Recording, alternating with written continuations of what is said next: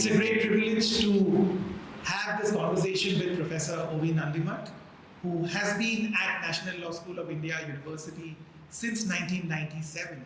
He has spent close to 3 decades at this university in various capacities and has contributed to the growth and the trajectory of this law school in ways that not everybody can similarly imitate.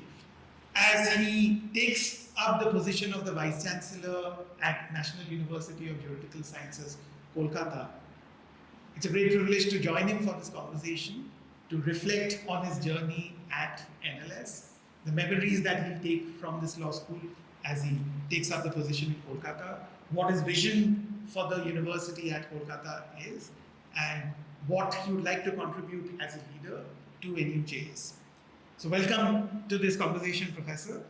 First thing that I'd like to ask you would be, what exactly do you see your role as the Vice-Chancellor of NUJS? What would be the sort of vision you have for the university? Thank you, Saurabh.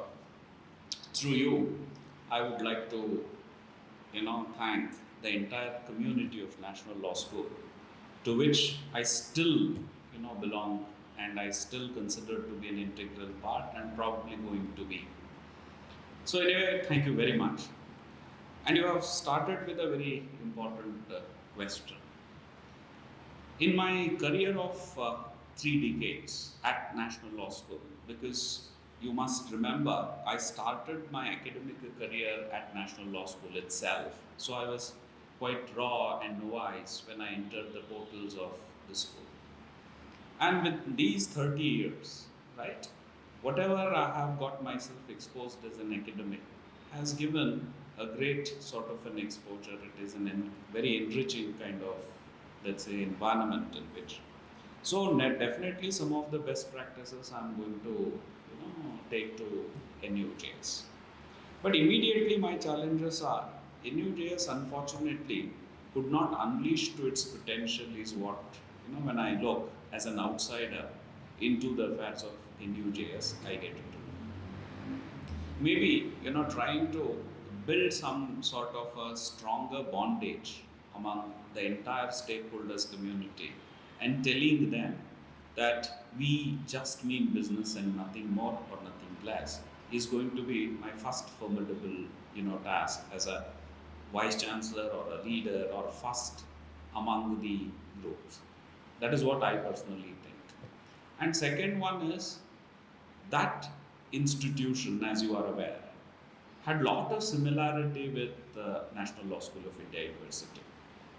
If I'm permitted, I would say the first and the foremost being their vision compared with National Law School's vision, they quite are similar. Maybe they use different terminology and we use different words, but ultimately it is that. And their statute and our statute, barring few provisions, are quite identical. And the founder of National Law School, who redefined the legal education in India, is also the founder of NUJS. So I think it is going to be a natural, sort of a trajectory where I would be moving in there, so that some of the best practices, I won't say they have forgotten, some of the best practices which Professor Menon implanted, I needed to really further nourish them and take them forward. It's definitely going to be one of those aspects. Maybe during the conversation, to your specific questions, I would be able to say a little more precisely. Thank you, Professor. Both in terms of people who started NUJS as well as its statute and the founding vision, I think there are several commonalities, so I think that would allow you to step into the position of Vice-Chancellor in a way that you spoke about. But moving on from the specific role of NUJS, education at this juncture is at a cusp of major changes. So how do you see the role of a leader at a university at this 21st century, at a time when technological changes are transforming education and legal education in particular? Yeah. See, I would say, if you really look at the legal education landscape in India, right, I would go back to the stage where National Law School was established, that is 1986. By the time we sort of left our first batch into the market, right? India also was planning to open up. When we were established, India was planning to open up, and full-fledged opening happened during the early 90s. So that I call it as a paradigm shift, Saurabh. And we, without wasting any time, right, we sort of restanced ourselves. We sort of retuned our curriculum, pedagogy, and said we are going to generate lawyers who are going to answer the call of challenges of this globalized sort of approach. So that made law school an instantaneous hit. That is, I wanted to take that as a context. But down the line, no doubt we were instantaneous hit, we were successful. There cannot be a better, what you call as laurel, where, many chief justices and law commission itself on record have said, law school is a success, etc. But now, law school has triggered mushrooming the growth of NLUs. We have right now 24 to 26 NLUs, and some NLUs are in pipeline. All of them are, trying to look for some kind of a leadership role from NLS Bangalore, right? But if you really look at the post-globalized world now, right? According to me, the first challenge is to produce a transnational lawyer, a lawyer who has got transnational skills, right? So we needed to once again revamp the content or revamp the curriculum as we did during 1986. I'm not for a minute saying we are not doing it all these days, we were complacent, we have not done it, but there is a greater need. So I personally think my first task is going to be looking into their curriculum and trying to make it oriented to provide an transnational lawyer to the world. That is the first thing. Second one is, pedagogically also we are challenged because of your technology. You also, during your questioning, you mentioned about the technology, how technology. I would simply say technology is redefining the way we are living today. You name me any one aspect which is not touched by technology, hardly would struggle to find an answer, is it not? So technology has challenged us as teachers in the class. So that is why there has to be tremendous amount of innovation as far as your teaching in the classroom is concerned. You're getting my point? I go to different places like IIT I go, IIMs I go, right? So many other institutions I'm associated. Not just in law, everywhere people are talking about this. So that innovation, so that we try to include technology as a complementing fact rather than trying to throw it out or trying to embrace it too much and make this as an agent to replace teacher, etc. Not like that. Trying to how we would take that as a complementary factor is going to be my second sort of a thing. And the third one is, look, we talk about interdisciplinary method of learning, right? Ever since we started talking about teaching, learning, etc., interdisciplinary being. So now I would probably try to look at other fantastic institutions West Bengal has. I do not know. I try to recollect. When it comes to the IIT culture, it started from West Bengal. When you talk about IIMs, it started from West Bengal, right? So we are also one among the oldest university. And my roots being here at NLSIU, I personally think we can team together as institutions and try to innovate together. That is what I personally think are some sort of a broader tasks I have noted down for my first few months of my leadership role there. I think that's quite an incredible agenda that you have chalked out here, especially in terms of collaboration with other institutions like IIMs and IITs, and between NLSs and other NLUs. I think there is plenty of scope for collaborative work and exchange and learning of best practices.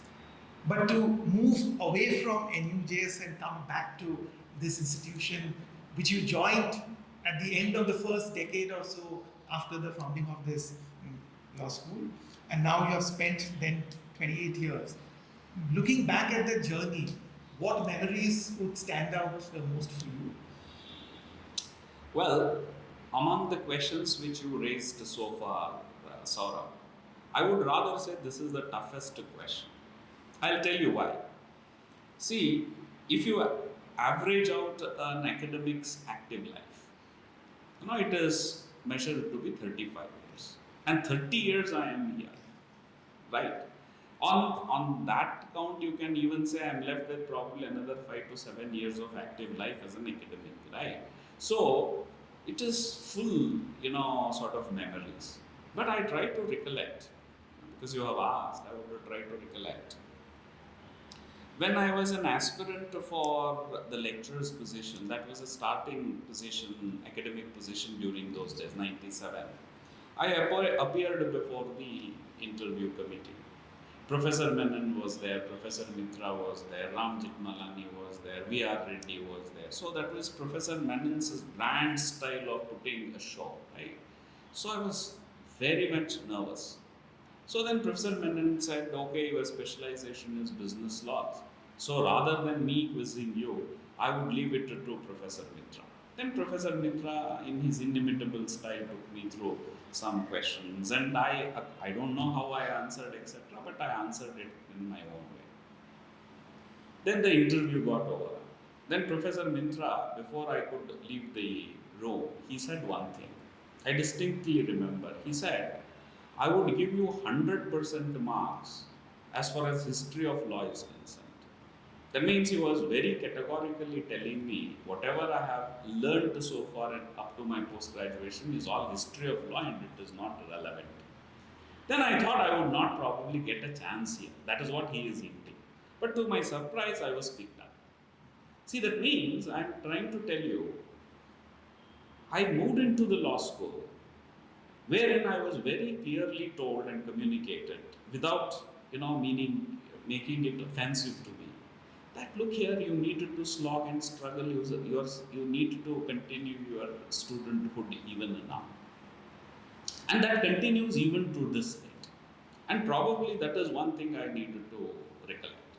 The second one is, law school gave me so much of opportunities and exposure, which I don't really think any other institution in the world would have given.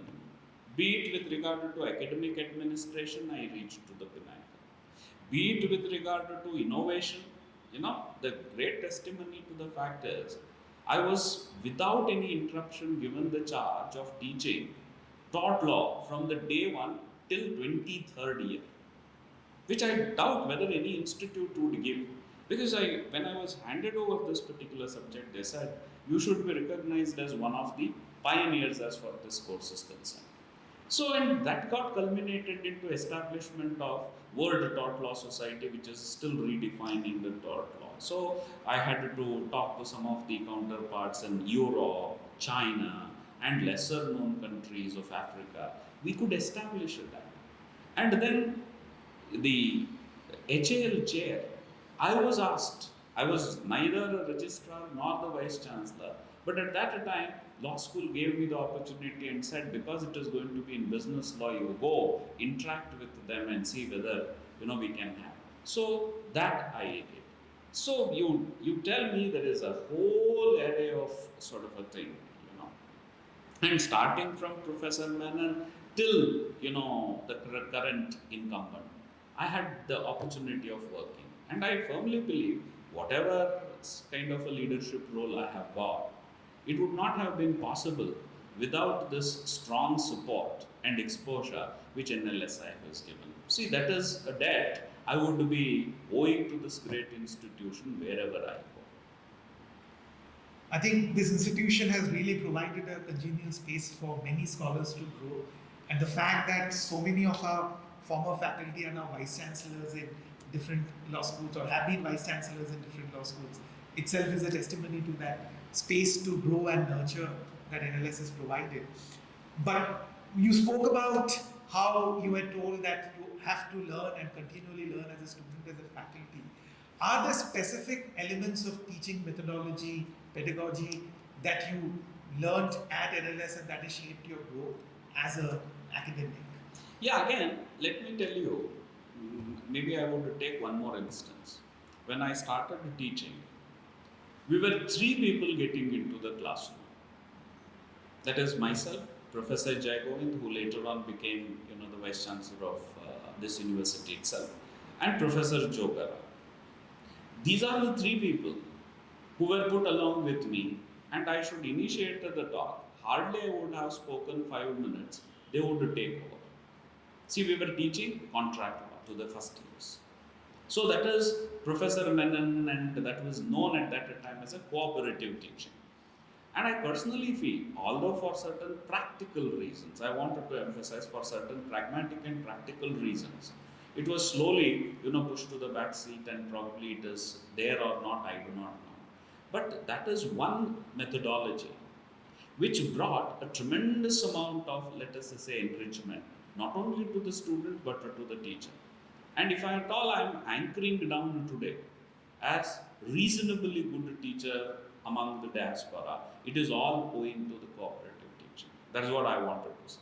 Second one is, over a period of time, I coined this, and many people, actually complimented. I say, a teacher should take into the classroom. I should be conscious. If I'm getting into the classroom, I should say, 3 dimensions of law you should deliver.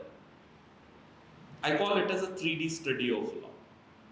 That is, A, law in text. B, that is second dimension, is law in context. And third one is law in action. And if you ask me, first 2 people may with some amount of exposure, some amount of zeal, passion can do it. But the third one requires limited exposure to real life action. That law school very consciously created right from the word. You are getting my point, Sarah. See, this is one very important aspect, the pedagogical aspect. Even to this day I miss this cooperative method. That developed a strong sense of camaraderie also among us. Rather than seeing they are intruders, we started, that is why cooperative. We started saying, okay, I never thought this kind of a perspective in the provision would involve. I never thought I could have thought like this. And students also, it is almost like Jugalbandi. What more you can expect? Are you getting my point? And that, again I'm repeating, that developed a strong sense of camaraderie. We started not only, doing our business, we started owning our space. Many of us who studied elsewhere would often hear from our friends at NLS about collaborative teaching, and even now when you speak to the alums, they speak very fondly of that. So one can imagine the resonance that cooperative teaching, as you put it, had among students, but also among faculty, as you put it. And when we speak about collegiality among faculty, I assume the cooperative teaching model really will that. So thanks for sharing that. I'd also want to probe a little more about specific lessons as a teacher that you'd like to take to NUJS and imbibe among the younger faculty there from your experience here at NLS. See, when I am not a senior teacher, I never considered myself to be a senior teacher. I said the first lesson that was taught to me when I was at the threshold of NLS is that you have to continue as a student, because your knowledge is obsolete and your knowledge is always insufficient. That is the first lesson what Professor Mitra gave to me, and even to this day, that is holding me in good stead. So I don't consider myself to be a senior teacher. But the young faculty or growing faculty, aspiring faculty, whichever you say, when they ask, I try to tell them 3 things. See, this is what one of the management gurus, when once I bumped into him, he said it to me. Bakchi. Now he said, you take a very simple example. You start riding your 3-wheeler because you wanted to be employed, right? You imagine you are trying to ride a 3-wheeler, that is auto. So what would be your first level? You wanted to, earn your livelihood out of it. Beyond that, you are not looking for anything. But after a while, you start seeing greater purpose in what you are doing. You don't say, okay, I'm just making a person travel from point A to point B, because he would give me some money, it is beneficial to him and it would be helpful to me also economically. I don't see it like that. After a while, I start seeing, look, I'm playing a very important role in making people reach to different places and different heights. It's the same work I'm doing, but I try to find a newer meaning into it. So I become more pious. I become more passionate to that work. Then when you know, go from there to the next trajectory, it is not just, the second level which I explained. Now I start saying, look, I have earned so much. But what is that I am giving back?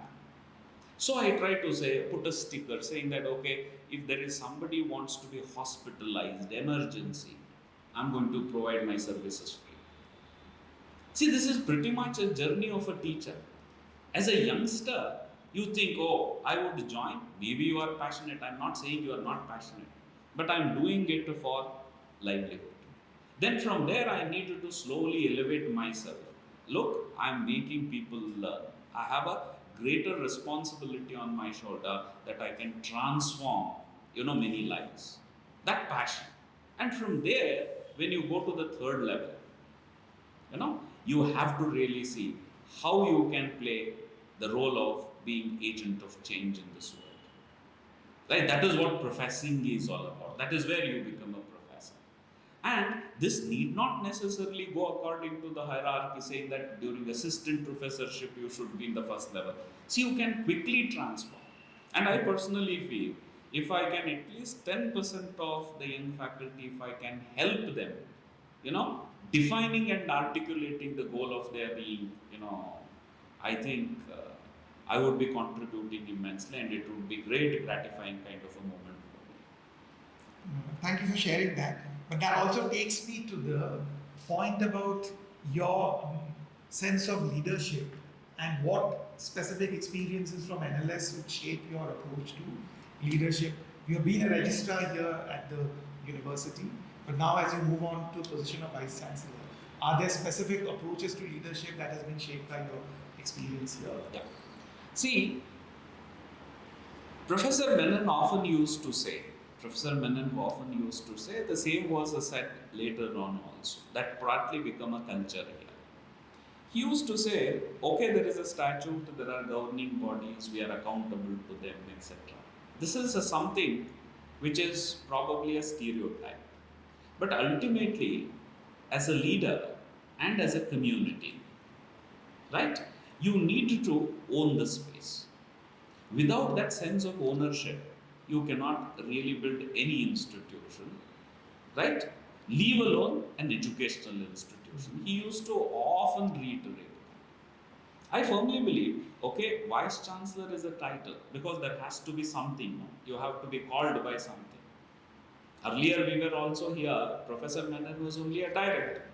Later on we renomenclated it or we retitled it as Vice-Chancellor. So somebody has to call you by a title. So I'm a Vice-Chancellor. And I'm a leader, but more than that, I'm going to be first among the equals, that's all. So I have to lead by example. This is what Professor Menon used to say. Because if you really think you are a leader is one who has followers. They would follow you once you are leading by example. The second one is, he said, giving people space. This is what I remember, right? And I also think, this is my sort of, people are not difficult to work with. Sometimes what happens as a leader, you rather find, oh, this group, this person is really, they are not difficult, they are different. So a leader should understand what you are good at and why you probably react to some situations sometimes. So if you can provide each one their space to grow, definitely they would all grow. And there cannot be a better sort of a place for me to realize all this over a period of time is NLSIU. Even if you ask the alumni, when they come here, our past students, they try to recollect. They try to see how many people with greater amount of angularities all could be handled without much of a friction all these years in NLS.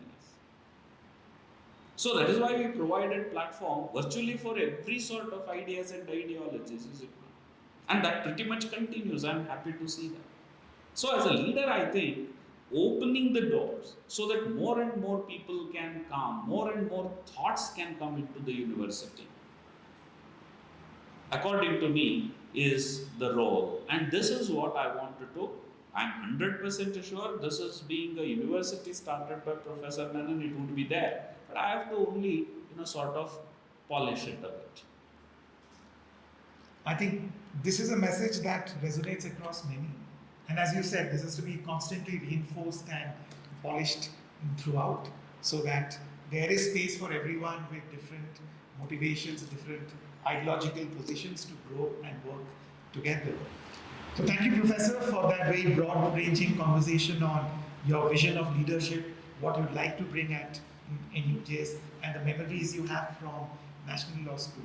As we close this conversation, I'd like to ask you if there were specific persons or specific events that shaped your growth as a professor, people who have had a deeply informative role in your growth as an academic.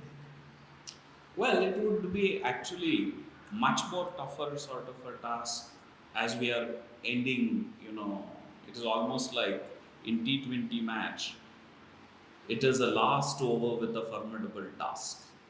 Because naming few people is going to be very difficult because virtually every person who talked with me, every person, who touched my life as an academic had a profound impact on me. But I would especially like to, mention a couple of names. One is Professor Muller, late Professor Muller. He was a teacher par excellence. His modulation, the moment he enters into the class, in Kannada we call it as Parakaya Pravesha. That means he is entering into somebody's, spirit. See, that sort of a transformation, I sort of thought some days, whether I can ever be so passionate a teacher. How can one love teaching so much? Second one was Professor Pillai. Right. I do not know where he is, etc. He used to teach. Every time, if you spot Professor Pillai in your room, you can easily make out 90% chances he is trying to borrow your classes, and he would borrow nearly 60% of your classes and would never return. You are getting my point. So, we used to see how a person can teach so long without untiringly. Third one, Professor Mitra. I had, opportunity of, because in all respects, because my area of specialization, etc., I owe it to Professor Mitra, and he gave me the very first action-based sort of a thing, because he was asked to suggest amendment to insecticides law in India. He took me and he said, you are going to do everything. Don't expect me to say anything to you. You do anything. You come out with your. So he threw me into the water. So I had a long association. As long as he was here, I had a long association. At that time, I could able to see, look, his way of teaching. He used to write a graph and try to relate it to some portion of law, which I could never think. So that innovation, whether I can anytime, get. Right? And somebody like Professor Jai Govind. He also came with me to the class, I said. Professor Jogara, the dramatics of Professor Jogara particularly attract those young men. So these are some people whom I am mentioning. That doesn't mean I am not influenced by others. Right? Professor Nagaraj, for that matter. He was very bland, as if he is, reading the news. But he is so precise and to the point. He would never leave one point. He would constantly move from, text to action, text to action. And his prediction, how this law is likely to impact, particularly labor law, which is I believe your area. See, these all are people. I can't really say one person. Everyone has touched my life. But these are few points or few people whom I wanted to relate. I think each one of them have been Yeah. legends in their field and have had a deeply profound impact on the growth of their disciplines and as influencing other teachers. So I'm not at all surprised that these are the names you have taken. And I think all of us have a deep responsibility to walk in their footsteps and ensure that the legacy that they established can be strengthened and nourished in the years going forward. But as you move to NUJS, is there a message that you'd have for students of NLS, for the faculty colleagues at NLS, and most importantly, all the alums whom we have taught over the years? See, I would say this, that there are many people who started a lot of calls, messages, emails, etc. started pouring in. People started wishing me best of luck, congratulating me, etc. So I'm going there, no doubt, because of the opportunity, what I see in that. And more than opportunity, a kind of responsibility as an emissary of law school I would go and take upon. Right? But I want to send one message very clearly and loudly. I want it to be related the way all these people related to me. Not as a leader or a vice-chancellor there, but the way till this particular message broke out, the way they related it to me, I want it to be related as a teacher, as a person whom they can approach any point in time to seek some kind of an assistance or a help, or probably to tell me how I could have done much better, etc. The same thing I would, through you, Saurabh, wanted to communicate it to an entire diaspora as well as the community of NLSIU. I think that's a message we can take to our heart, and I think it's a great moment of pride for us that you are moving to NUJS. Professor Menon, the founder of this university, was also the founder of NUJS, as you said earlier. And I think as a result, the bonds between the two universities were very close in the early years. And there's an opportunity for us to strengthen that.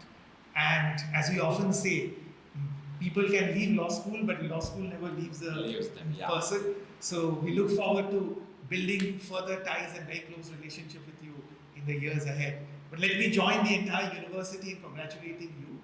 And everyone in National Law School has a solemn responsibility, as you said, an emissary of a law school, to ensure that the standards that we aspire to can also be permeated into other universities. So I have no doubt that you do that in a manner that furthers the finest traditions of this law school. So thank you once again and wish you the very best in this new state. Thank you. I'm truly bewildered. Thank you.